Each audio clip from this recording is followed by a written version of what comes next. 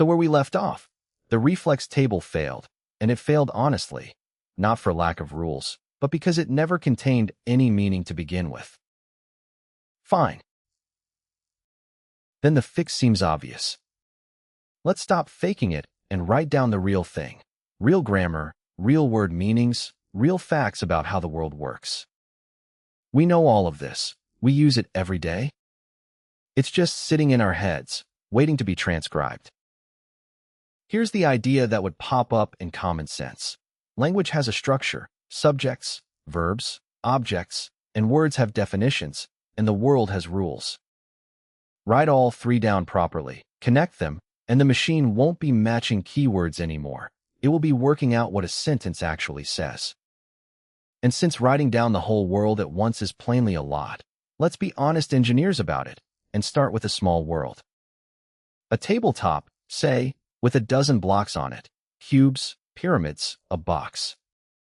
Few objects, few verbs.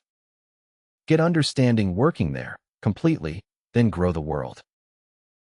And here's the seductive part. It works, really works, not the reflex kind of works.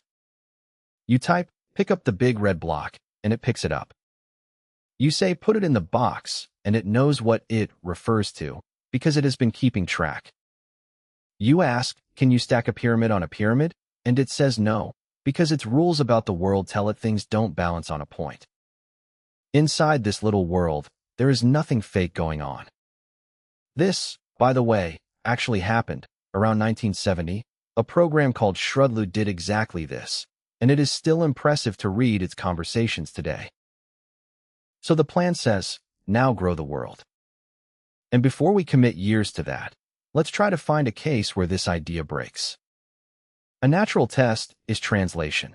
On paper, the simplest real language task there is a dictionary for the word meanings, grammar rules for the reordering. This was tried, seriously, and with real money.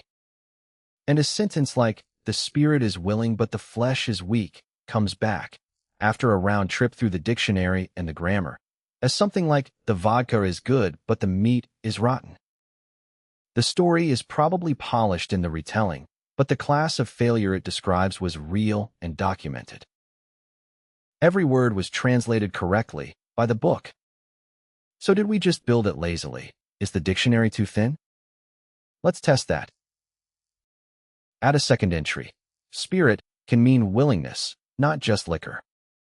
But now the machine needs a rule for choosing between them, and that choice depends on the surrounding words, sometimes on the whole conversation.